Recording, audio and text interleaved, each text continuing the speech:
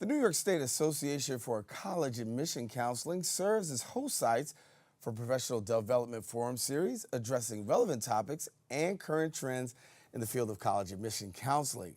We welcome now Susan Davidson, who's the immediate past president of the New York State Association for College Admission Counseling, and good to have you. Thank you so much. Good to Great have to you. be Yes, here. well, we're glad to have you. Thanks. And right now is a very important time because some things are going on at Manhattanville College as we speak, right? That's right. One of our professional development forums is happening right now as we speak.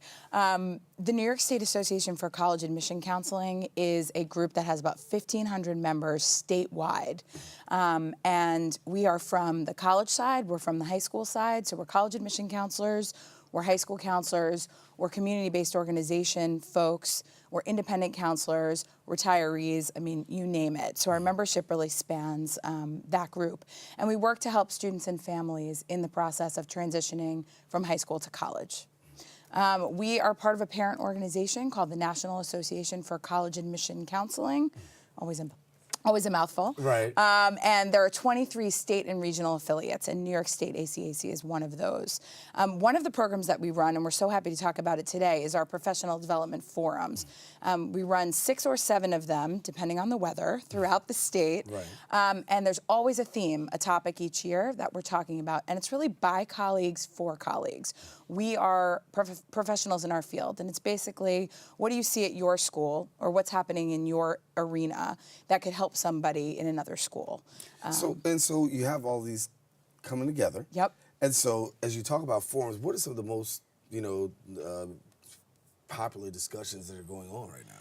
This year we were talking about legal issues in admissions, and we're not lawyers. Right. So it's really from our perspective. One of the topics that we talked about was DACA, and basically dreamers, essentially that's the dreamer group, who are finishing up their high school education. Of course, Plyer versus Doe tells them that they can't be discriminated against in the K-12 system, so based on immigration status. And then all of a sudden you reach 12th grade and the students are saying, well, where can I go next? And a lot of that has to do with the fact that students aren't able to apply for financial aid as well. Now, we are lucky to be living in New York State, I've got to say, because New York State does allow students who've graduated from high school in New York State to attend a state or city school at the in-state tuition. And that really helps our students along the way.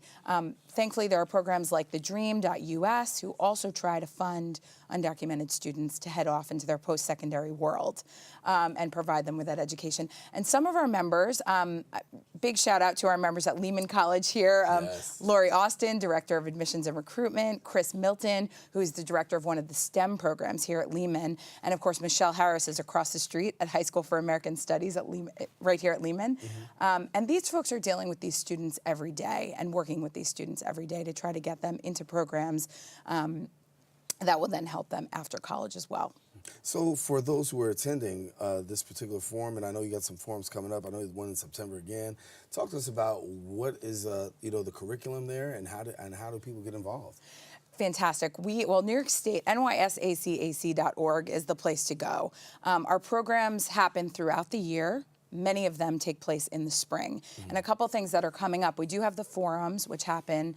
The great thing about the forums is that they're free for members, or about $20 to attend if you're a non-member. So we really try to make it accessible. There were about 125 people at the Fordham University event that I attended last week to have these conversations. And then we move into our season where we're gonna have a super conference at Marist College, and that's gonna bring together our New York State colleagues and our New England colleagues to really talk about issues that our students are facing. And that's June 4th. That's going to be June 5th through the 8th, I should say, for that conference. We have a program called Camp College, which brings students to a college campus for 2 weekends in the summer. College campuses will host students, teach them more about the college admissions process. We have a Summer Institute, which is a professional development program for folks that are newer to our profession. So I've been in the profession just about 12 years now, both on the college side and the high school side. Folks who are in for about 0 to 5 years might attend the program over the summer to be able to learn more from some seasoned professionals. We do advocacy work. We go to Albany. We go to Washington, D.C. We want to talk to our state legislators from the perspective of us being experts in the field.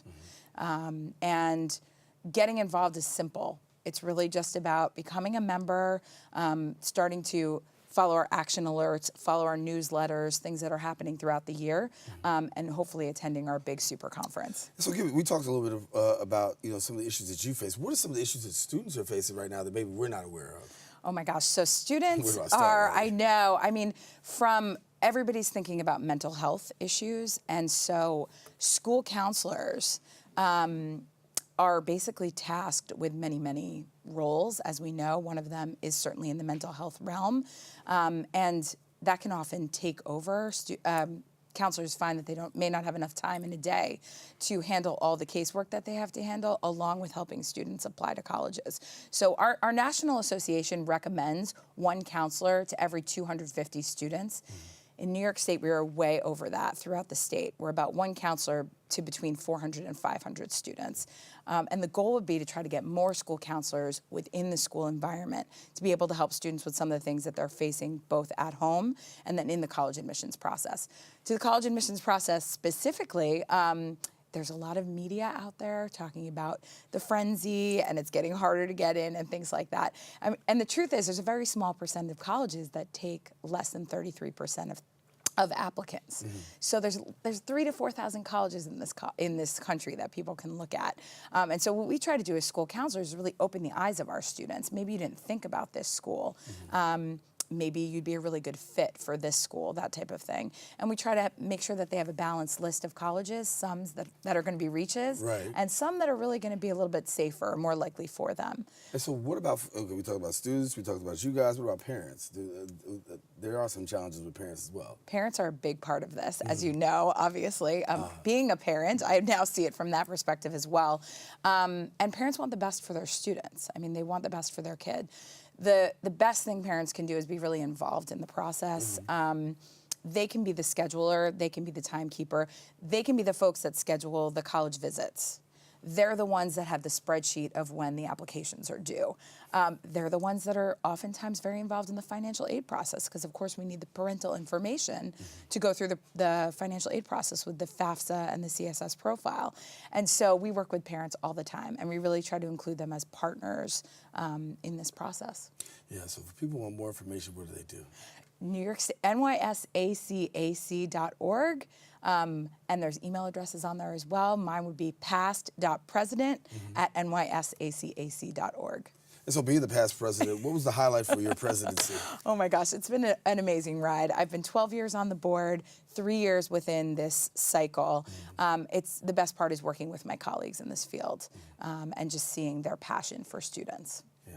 Well, thank you so much for coming. Susan Davidson, our guest here in the studio, and she's the past president of the New York State Association for College Admission Counseling. Thank you so much for coming, Sharon. Thank you. They got something going on right now as you speak at Manhattanville College, so want to take a quick break, let you know we got more shows staying with us. We want you to do that. And coming up, we're going to talk to some bloggers who are making a difference right here in our borough. We'll be right back after this.